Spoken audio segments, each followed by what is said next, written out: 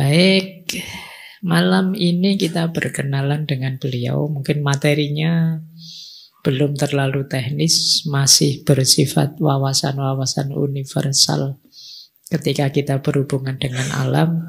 Tapi menurut saya, wisdomnya tampak dari tokoh ini, yaitu beliau Henry David Thoreau. Terserahlah ya kalian bacanya apa, tulisannya ngono. Henry Davidnya kalian bisa baca. Jadi begitu masuk ke Thoreau-nya itu kadang-kadang Thoreau gitu kan, ndak apa-apa wis gitu, kayak Sigmund Freud gitu kan, ya ndak apa-apa. Yang penting yang dimaksud orang itu loh, kamu sudah tahu ya.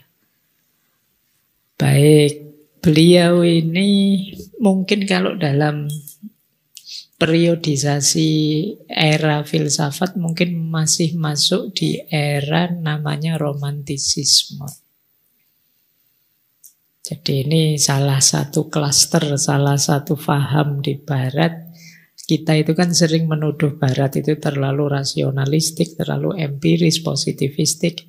Kebalikannya aliran yang namanya romantisisme ini lebih fokus pada hal-hal yang sifatnya dalam dan intuitif.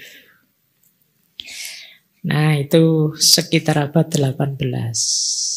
Kalau Thoreau ini beliau lahir 1718 sampai 1817 sampai 1862. Beliau usianya tidak panjang, meskipun karya-karyanya banyak dikutip orang, khususnya quote-quote-nya banyak, sering dipakai. Beliau berarti usianya sekitar 44 tahun. Jadi lebih tua saya sekarang dibandingkan dia, tapi ya karyanya dia internasional. Kalau saya kan level masjid saja. Beliau mengikuti satu aliran namanya transendentalisme dengan sahabatnya namanya Ralph Waldo Emerson. Beliau ini anaknya bapaknya itu punya pabrik pensil. Tidak tahu kayak gimana ya pabrik pensil, tapi bapaknya pabrik pensil. Berarti paling tidak dia orang mampu lah, menengah ke atas. Tapi dia memang punya filosofi hidup sendiri yang khas, suka menyendiri, lebih suka hidup sederhana, dan nanti konsepnya yang luar biasa tentang berhubungan dengan alam. Makanya itu transcendentalisme and nature. Itu beliau memang hidup langsung di tengah semacam hutan kecil di pinggiran kota. Yang pengalaman itu kemudian ditulis di satu buku yang judulnya Walden.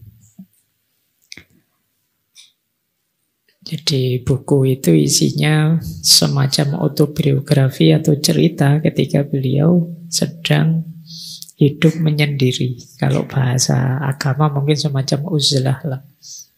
Tapi dari situ beliau punya konsep yang khas nanti tentang bagaimana kita berhubungan dengan alam. Beliau tidak menikah.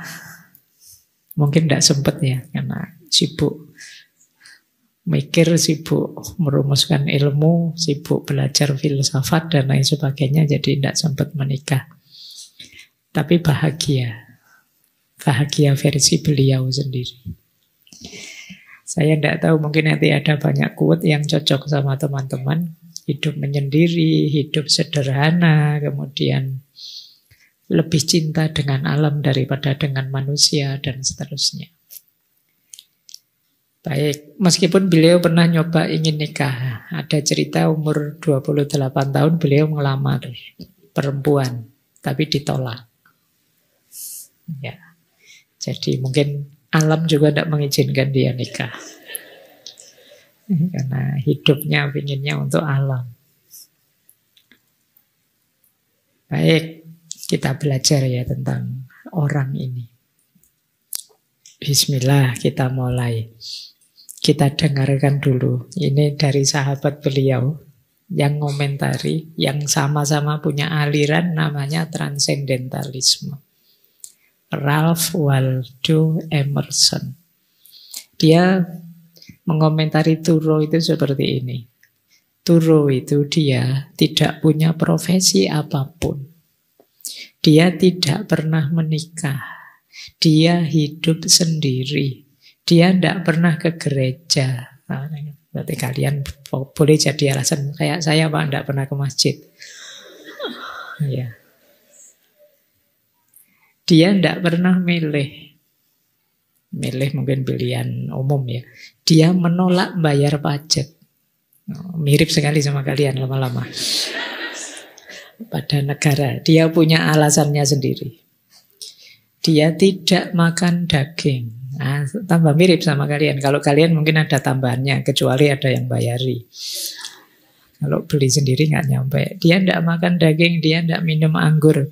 Dia tidak pernah tahu kegunaan tembakau, berarti tidak ngerokok. Dan meskipun seorang naturalis, dia tidak menggunakan perangkap maupun senjata. Ya, naturalis itu kan biasanya hidup alami, tapi dia juga alami pun ya tidak nyiksa-nyiksa makhluk hidup yang lain, binatang, dia berburu dan lain sebagainya, tidak begitu. Dia memilih dengan bijak, tidak diragukan lagi. Untuk dirinya sendiri, apa yang dia pilih menjadi bujangan dalam hal pemikiran dan alam. Jadi dia ingin jadi orang yang murni, baik dalam pemikiran maupun dalam hidup nyata bersama alam. Dia tidak punya bakat untuk jadi kaya dan tahu bagaimana caranya menjadi miskin. Enak ya, tidak bakat kaya tapi tahu caranya miskin. Kalau kebalikannya mungkin susah ya kalian. Saya tidak bakat kaya sih Pak, tapi tidak tahu caranya miskin, itu tersiksa kalian. Gaya hidupmu berarti gaya hidup kelas tinggi, padahal ya kamu tidak kaya. Nah, yang enak itu ya kaya ndak bakat sih tapi tahu gimana caranya miskin. Atau sebaliknya, bakat kaya dan tahu gimana caranya kaya. Kalau ini sih enak. Tapi Thoreau ini karena hidupnya sangat sederhana, makanya disebut oleh Emerson dan tahu gimana caranya miskin tanpa sedikit pun tanda-tanda kesengsaraan atau ketidaksopanan. Jadi melarat tapi masih bermartabat.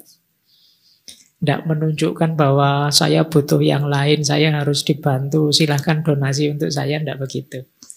Itu yang dia sebut tahu gimana caranya jadi miskin. Tanpa harus kehilangan martabat. Nah, ini mungkin kalian perlu belajar yang seperti ini. Karena kaya itu lebih mudah dibandingkan miskin dalam menjalani hidup. Kalau sudah belajar miskin nanti tiba-tiba kaya gimana Pak? Ya alhamdulillah. Yang sulit sudah siap kaya tiba-tiba miskin. Thoreau adalah ketulusan itu sendiri, kata Emerson. Dialah simbol orang yang memang tulus, yang sejati. Ini komentarnya sahabatnya. Ini semacam testimoni, endorse-nya Emerson pada Thoreau. Kita lanjutkan. Kita belajar dulu tentang alirannya. Dua tokoh ini, Emerson dan Thoreau, itu masuk transendentalisme. Transendentalisme itu satu gerakan filosofis, juga kadang disebut gerakan sastra, yang muncul di awal abad 19 di Amerika. Menekankan pentingnya pengalaman langsung dan individual dalam mencapai pemahaman yang mendalam tentang kebenaran dan realitas. Jadi titik tekannya aliran transendental itu ada pada pencarian kebenaran yang mendalam dengan perangkat batin, perangkat intuisi.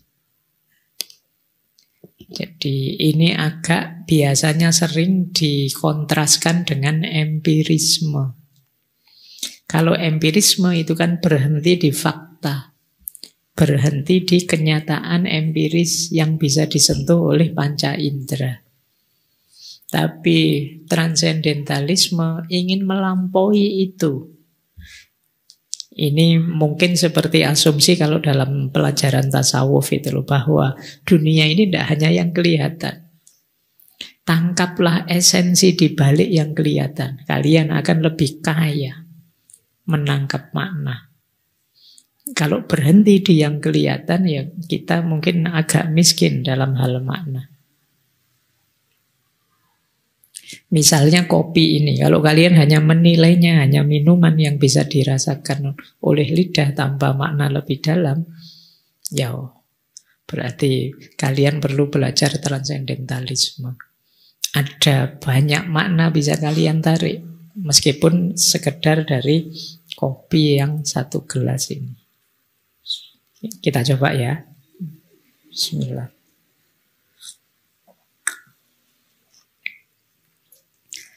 Nggak usah nunggu saya bilang nggak ada.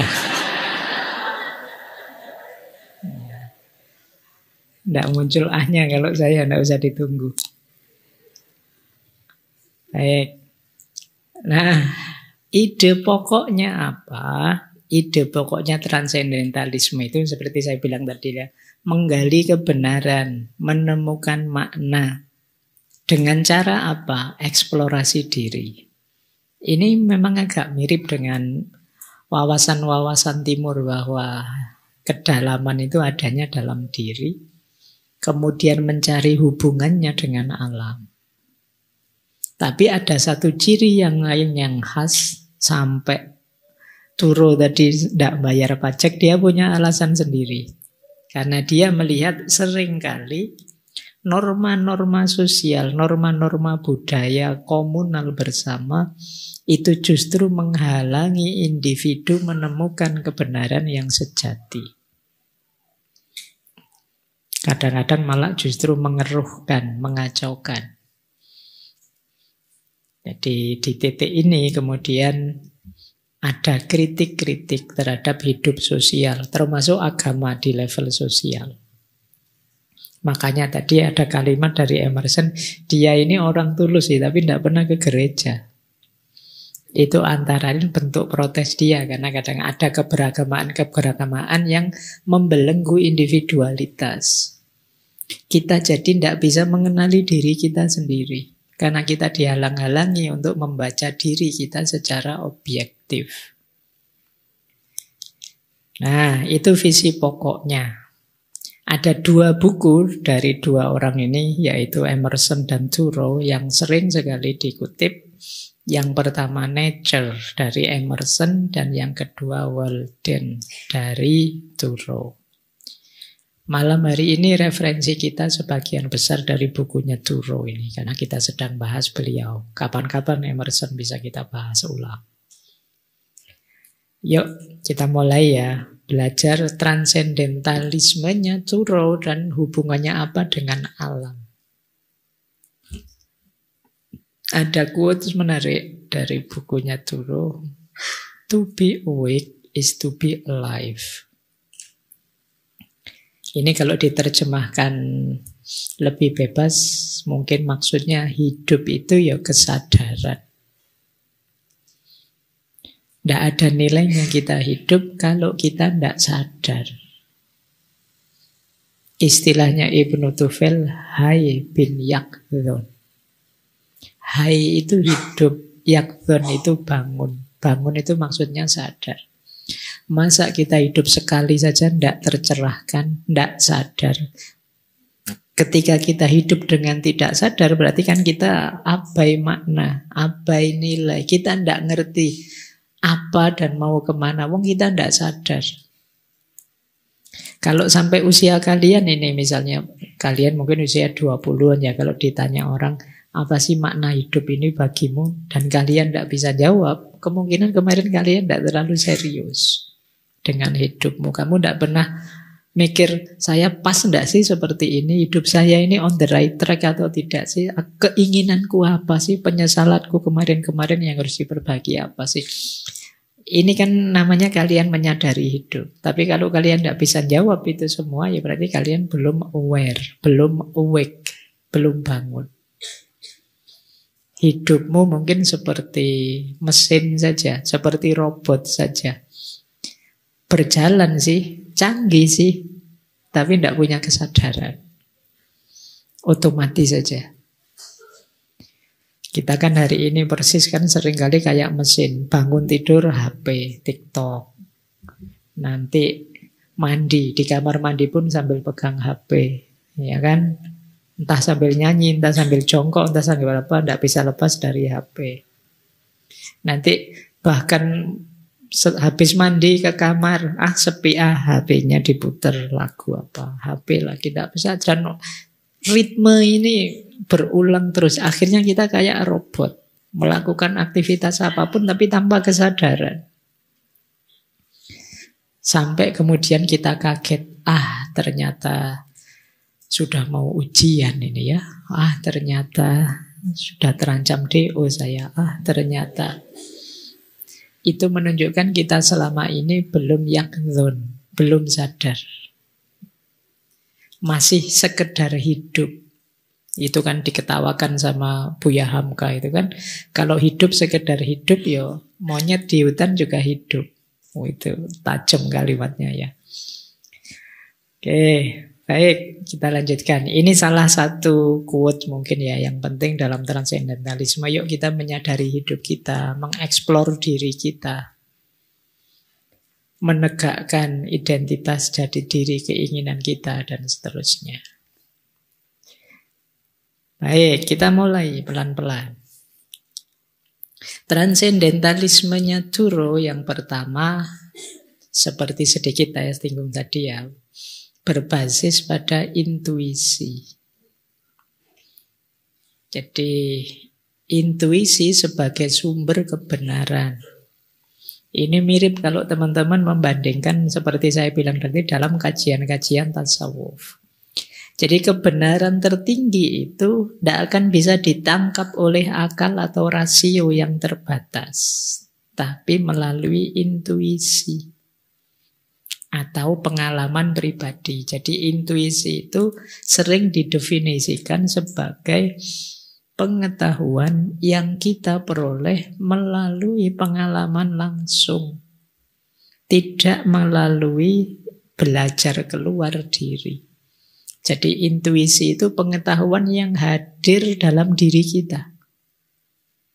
Bisa lewat pengalaman, kalau dalam agama kadang-kadang bisa saja dianugerahkan langsung oleh Allah. Jadi itu intuisi. Kalau orang Jawa menyebutnya rasa. Dalam bahasa Arab disebut dzauq. Jadi pengetahuan secara intuitif. Jadi bagi yang fokus pada intuisi akan tahu bahwa pengetahuan intuitif ini pengetahuan yang akurasinya paling valid bagi seorang individu. Kenapa? Karena dia ngalami langsung. Pengetahuan itu hadir langsung dalam dirinya. Ibaratnya misalnya pahitnya kopi yang tadi saya minum, itu yang tahu paling akurat saya. Karena saya minum langsung. Meskipun nanti terus tak ceritain ke kalian. Pahitnya itu mirip-mirip kalau kalian menjilat tembok terus ditambah apa dikit cerita, deskripsi. Kalian membayangkan tapi tidak akan valid kalau hanya cerita. Kalau ingin tahu, ya nanti kalau saya pergi kalian minum kopi saya, oh kayak gini toh pahitnya. Itu pengetahuan intuitif. Jadi kalian berteori apapun tentang Tuhan akan sulit bisa menangkap Tuhan itu seperti apa pasnya. Maka dalam tasawuf alami saja kedekatan kebersamaan dengan Tuhan. Kalian akan bisa menyadari seperti itulah Tuhan. Ini kalau dalam tasawuf. Jadi termasuk pengetahuan-pengetahuan yang dilimpahkan langsung oleh Allah dalam diri kita. Kalau Imam Ghazali menyebutnya ilmu laduni.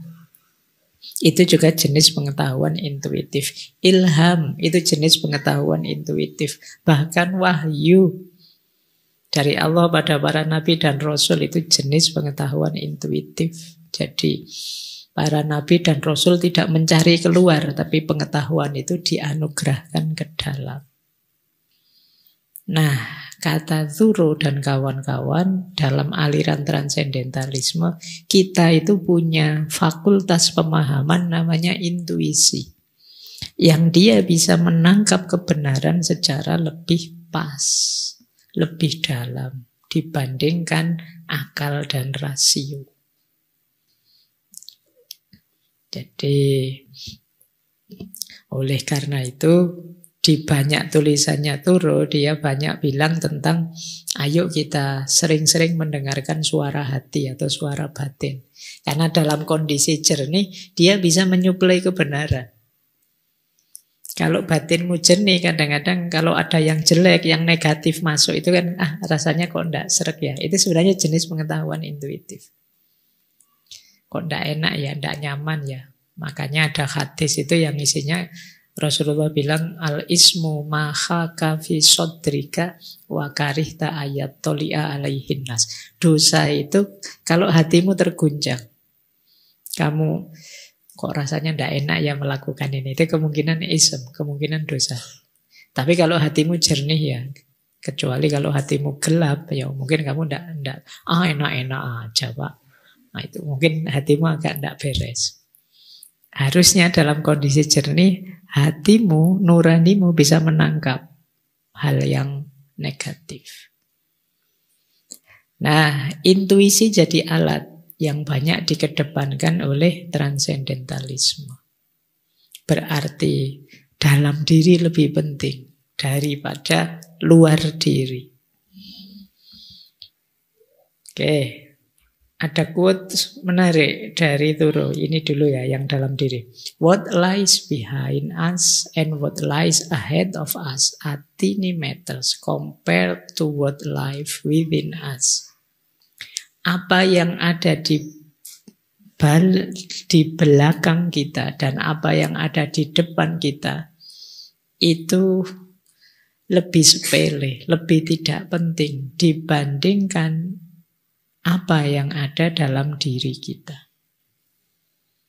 Jadi dunia sekeliling kita itu tergantung diri kita. Jadi mungkin kemarin kita belajar teori tentang mindset itu ya. Ngajinya sih seperti ini. Tapi apakah nyaman ataukah tidak nyaman, enak ataukah tidak enak, itu biasanya tidak tergantung situasi di luar diri kita, tapi tergantung suasana diri kita, kondisi diri kita. Kalau kamu lagi stres, lagi galau, lagi sumpek, yo, serame apapun ngaji ini rasanya sepi, pikiranmu melayang kemana-mana. Jadi kondisi dalam diri kita lebih menentukan. Kalau kamu sedang marah, ada komedi selucu apapun, kamu tambah ngamuk. Kenapa? Yang harusnya lucu kamu tertawa karena batinmu sedang galau, ya rasanya malah melecehkanmu dan kamu marah. Jadi yang ada dalam diri kita itu lebih penting. Makanya tadi alatnya intuisi. Bisa saja ini pengalaman menyenangkan bagi orang lain, tapi begitu masuk ke saya menangkapnya sebagai pengalaman yang kurang menyenangkan. Pengalaman yang negatif.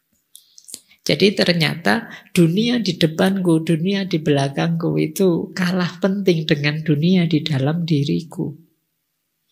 Berarti apa? Tugas kita pertama membereskan dunia dalam diri.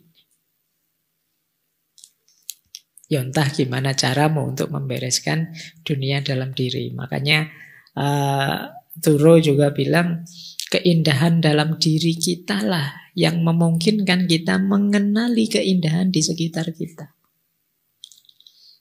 Jadi diri kita indah dulu, baru kita bisa mengapresiasi, meresepsi keindahan di sekeliling kita. Kalau diri kita belum indah, melihat alam yang indah, sementara jiwa kita rusak, misalnya kacau, ya keindahan alam itu tidak akan kompatibel dengan diri kita. Ketika tidak kompatibel, ya kita tidak bisa menemukan keindahannya. Ya kalau kita sedang kayak tadi loh, sedang marah seperti tema minggu lalu itu. Sedang panas-panasnya marah. Meskipun kamu ada di pinggir laut yang begitu indahnya. Atau di atas gunung, kamu sedang muncak terus nonton sunrise. Tapi kalau kemarahan itu masih meletup dalam dirimu, ya sunrise nggak sunrise-sunrisean. Pikiranmu kan mesti gitu. Ayolah ke laut, alah ndak laut-lautan. Kenapa? Jiwamu sedang tidak kompatibel dengan keindahan yang ada di luar dirimu.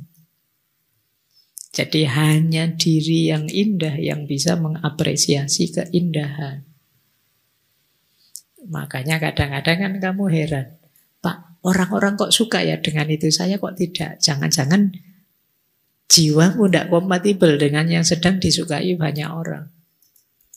Jadi kuncinya tetap dalam diri kita. Baik, jadi keindahan diri kita lah yang memungkinkan kita mengenali keindahan di sekitar kita. Intuisi tadi menurut Thoreau harus kita arahkan sebagai jalan untuk menangkap kebenaran dalam hidup. Penting bagi kita untuk hidup dalam kebenaran.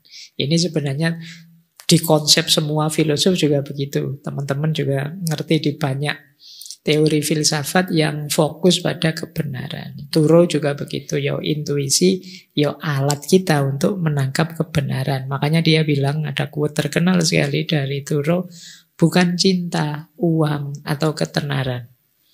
Berikan padaku kebenaran, kata Thoreau. Kenapa? Ini sebenarnya ya masuk akal saja sih. Begitu kita memegang kebenaran, cinta akan hadir.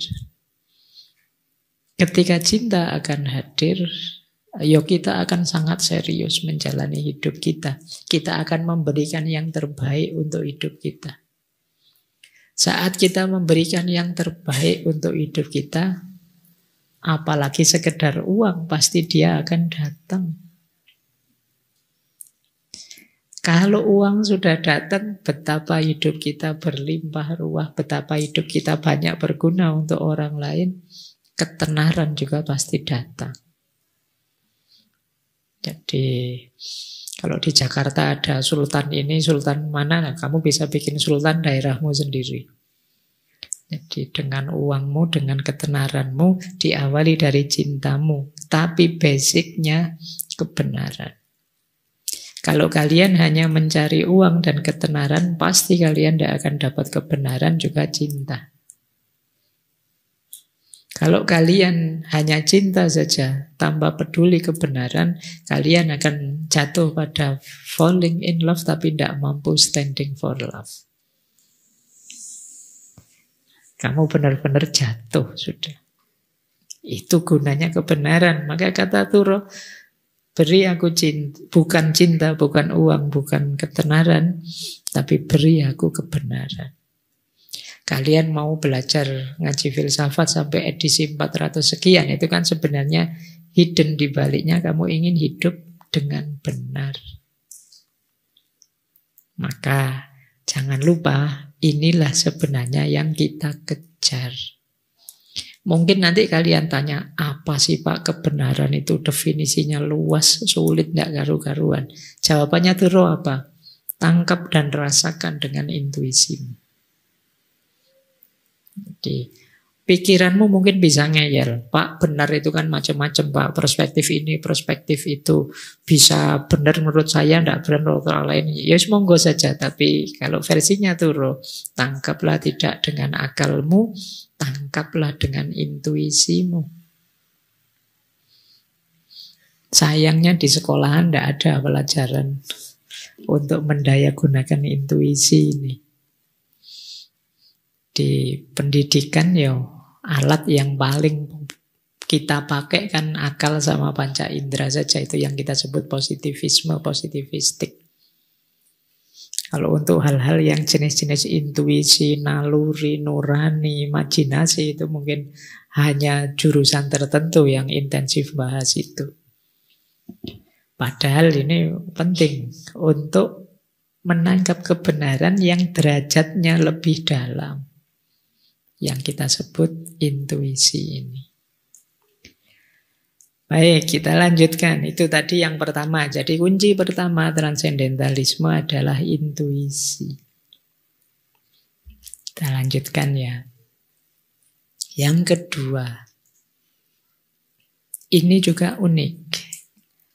Jadi titik tekannya transendentalisme ada pada individualisme dan kebebasan pribadi. Kalian harus jadi manusia yang otentik versi dirimu sendiri. Bahkan nanti di pikirannya Thoreau, setiap orang itu dengan intuisinya bisa langsung mengakses kebenaran apapun, termasuk kebenaran spiritual dan kebenaran moral. Tanpa harus kalian belajar keluar. Jadi sederhananya begini. Dengan hati nuranimu, suara hatimu saja, kamu tahu kok mana baik, mana buruk. Itu yang dia maksud kebenaran moral tadi. Kebenaran spiritual juga begitu. Kalau hatimu jernih, pikiranmu jernih, kamu tahu kok bahwa alam semesta ini tidak sekedar yang kelihatan. Pasti ada daya, ada kekuatan di balik yang kelihatan. Jadi ini menunjukkan bahwa diri kita sebagai individu itu sebenarnya sudah powerful, sudah luar biasa untuk menemukan kebenaran. Bahkan tanpa bantuan eksternal. Tanpa harus kalian diberitahu atau diberi buku apa. Kalian tahu kok kalau bohong itu jelek. Kalian tahu kok mengkhianati orang itu jahat. Kalian tidak bisa alasan, Pak, sejak kecil tidak ada yang ngasih tahu saya, Pak, bahwa bohong itu salah. Jadi ya saya bohong terus ya. Seandainya tidak ada yang ngasih tahu pun, harusnya hati nuranimu dan intuisimu tahu bahwa itu tidak boleh, itu tidak seharusnya. Nah, pandangan ini nanti mengarah pada namanya individualisme. Versi transendentalisme. Jadi mari kita jujur dengan diri kita sendiri, mari kita menjalani hidup dengan nilai-nilai kebenaran yang kita serap. Banyak orang yang tidak berani begini, padahal kata Thoreau, inilah kebenaran yang sejati. Menurut saya yang benar ini, dan aku akan menghidupkan kebenaran ini sesuai pemahamanku. Jarang orang berani begini.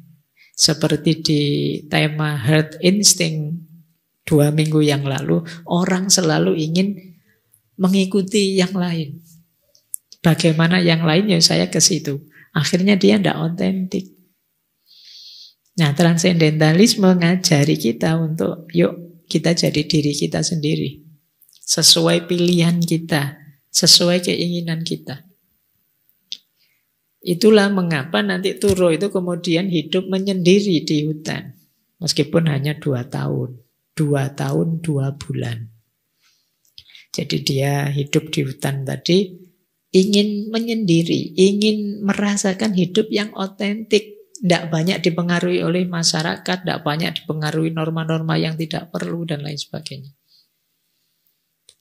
Dan dia memang mengalaminya langsung. Di situ pada akhirnya akan muncul pribadi yang kuat, tangguh, yang tidak gampang hanyut oleh arus zaman. Kalian kan sering tanya, apa sih Pak gunanya dulu para ulama itu uzlah itu? Antara lain apa? Menguatkan pribadi. Kok bisa Pak? Iya, karena di sana mereka bisa jadi manusia yang otentik, jadi diri mereka sendiri. Tidak harus banyak beradaptasi menyesuaikan dengan maunya masyarakat. Jadi karena masyarakat itu kadang-kadang dalam aspek tertentu menghambat pengembangan diri kita. Mau gini mbak boleh, mau gitu enggak boleh. Nah kalau kamu sedang uzlah, seperti Thoreau ini terus hidup di hutan, dia lebih bebas, bisa mengeksplor dirinya sedalam-dalamnya. Nah, itu rahasianya kenapa para sufi, para ulama itu di antara riyadohnya adalah uzlah. Bahkan bila perlu kholwat. Ya selain mukorobah mendekat pada Allah juga melatih pribadi. Di situ dia kuat, mandiri. Bayangkan kalau hidup terus di tengah masyarakat kan, apalagi seorang alim yang dihormati, dihargai, tidak bisa. Dia bisa melatih dirinya mandiri. Yang terjadi apa? Dilayani orang. Disayang orang terus tidak boleh ini, tidak boleh itu. Bisa saja begitu. Maka ketika beliau menyendiri, jadi kuat dalam kesendirian. Ternyata kesendirian bisa menguatkan. Karena banyak orang jadi lemah ketika tergantung pada orang lain. Ketika kamu sendiri, akhirnya mandiri. Ketika kamu bisa hidup mandiri, kamu jadi kuat. Ini konsep antara lain yang mendasari pandangan transendentalisme, bahwa kita harus jadi diri pribadi kita sendiri. Makanya dia punya quote yang menarik, as long as possible, live free and uncommitted. Sebisa mungkin hiduplah secara bebas tanpa komitmen. Semampumu. Beliau pakai istilah as long as possible ya, karena ada dunia kita tidak sesimpel bayangan kita ya kita. Tapi sebisa mungkin bebaslah dan uncommitted. Uncommitted itu jangan terlalu banyak bikin komitmen, bikin janji, bikin nadar ini, nadar itu, bikin saya akan setia ke sini, itu memberatkanmu. Bebaslah dan jangan terlalu banyak komitmen. Jadi kalau diminta komitmen ya kamu minggir dulu. Biar ya kamu bebas dulu. Kamu kok tidak komitmen dengan janji kita? Untuk sementara saya tidak komitmen dulu. Siapa tahu ada yang berubah, siapa tahu ada yang berkembang, siapa tahu. Makanya uncommitted. Kita tidak tahu yang terjadi besok apa. Misalnya kalian komitmen, aku akan selalu di sisimu. Kalau tiba-tiba dapat beasiswa keluar negeri kan eman-eman. Nanti kamu dimarahi, mana komitmenmu, kan tidak enak. Jadi sebisa mungkin bebas dulu sampai dirimu kuat terbentuk. Maka as long as possible, live free and uncommitted. Yo nanti mungkin pada saatnya ketika kita sudah kuat berkomitmen ini itu, tapi kita jadi trendsetternya, bukan followernya. Ini ada kalimat menarik dari Thoreau. Jangan ikuti jalan yang ada. Pergilah ke tempat yang tidak ada jalannya dan tinggalkan jejak. Maka kalian akan jadi penemu. Kalian akan jadi perintis. Kalian akan jadi pionir. Kalian akan jadi pelopor. Kalau kalian hanya mengikuti jalan yang ada saja, ya kalian hanya follower. Sehebat-hebatnya follower, ya kamu tetap disetir oleh yang kamu follow. Jadilah perintis. Jadi jangan hanya mengikuti jalan yang ada. Jangan hanya niru-niru. Wah teman saya Pak bikin konten kayak gini viral. Saya tak bikin juga. Dia viral, mungkin kamu enggak. Kamu hanya mengikuti jalan sebelumnya. Coba bikin jalan baru. Berkreasi, inovatif, imajinasinya dipakai. Nah, tinggalkan jejak. Biar orang yang mengikutimu, bukan kamu yang mengikuti orang. Ini visi transendentalismenya Thoreau. Kita lanjutkan. Ini loh dia bilang. Kenapa dia kemudian mandiri menyendiri? Kata dia begini. Aku merasa menyendiri hampir sepanjang waktu itu menyehatkan. Berada di tengah orang lain, bahkan dengan orang-orang yang terbaik, akan cepat melelahkan dan membuat jenuh. Aku suka menyendiri. Aku tidak pernah menemukan teman yang lebih menyenangkan daripada kesendirian. Jadi kesendirian itu teman yang paling setia. Tidak pernah pergi meskipun kamu sendirian. ada terus. Makanya kata dia, aku tidak pernah ketemu teman yang lebih setia, lebih menyenangkan daripada kesendirian. Bahkan meskipun punya teman yang paling hebat sekalipun. Kata dia, kadang-kadang dengan orang-orang terbaik itu malah melelahkan, merepotkan. Ayo, misalnya kalian ya, ada nanti yang ikut saya misalnya ke rumah. Itu kan kalian sudah terikat, tidak bebas sama sekali. Sungkanlah, khawatir ini, khawatir itu. Nanti mau ke kamar mandi saja mikir bolak-balik, mengganggu gak ya? Tidak enak, jangan dikira. Meskipun kamu didampingi orang paling hebat, kamu akan nyaman. Bahkan dengan orang terbaik, cepat lelah dan jenuh. Jadi mending sendiri, bebas. Ini mungkin yang nanti dilanjutkan oleh Sartre itu kan, bahwa orang lain itu memang neraka. Gara-gara ada orang lain ini saya tidak bebas, tidak bisa ngapa-ngapain. Kalian malam hari ini kan gitu, orang lain itu menyusah. Gara-gara ada orang lain saya tidak bisa selonjor, saya tidak bisa lesehan, saya tidak bisa. Baik, maka Thoreau lebih memilih kesendirian. Ternyata sendiri itu menyehatkan, kata dia. Lanjut ya, ini filosofi kedua. Filosofi ketiga dari transendentalismenya Thoreau. Dia menolak materialisme dan konsumerisme. Kalau ini mungkin relevan ya dengan hidup kita. Dulu pernah kita bahas di simple life, hidup yang sederhana saja. Jadi dia mengkritik masyarakat hari ini fokusnya hanya kekayaan materi dan konsumsi. Sebagian besar isi pikiranmu hari ini mungkin ya, Pak, setelah kuliah kan saya harus kerja, setelah itu nikah, setelah itu memenuhi kebutuhan beli rumah, beli mobil. Itu. Dan sejarah hidupmu selesai dengan konsumsi. Puncak capaianmu adalah punya rumah, punya mobil, menyekolahkan anak sukses di sekitar itu. Dan itu dikritik oleh Thoreau. Kata dia, hidup kok hanya fokus ke materi dan konsumsi. Padahal bahagia itu terletak dalam kesederhanaan dan keseimbangan dengan alam. Jadi kenapa sih kok orang itu selalu orientasinya ke materi? Padahal materi itu kan hakikatnya hanya mengantarkan pada kebahagiaan. Kita justru berhenti di materinya, tidak lanjut ke kebahagiaannya. Akhirnya kita fokus mengumpulkan materi, fokus mengumpulkan uang, tanpa kita sadar gunanya uang untuk apa.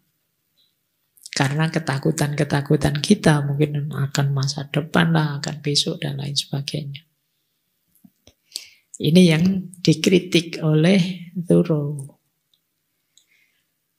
Kita hidup hanya konsumtif saja, tidak kreatif, tidak produktif. Kenapa begitu? Ya karena sejak awal kita ternyata tadi kita tidak mandiri, kita follower saja.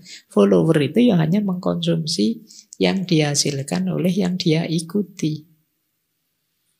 Ya kalau seperti ini ya tidak mungkin mandiri. Karena kita tergantung pada yang lain.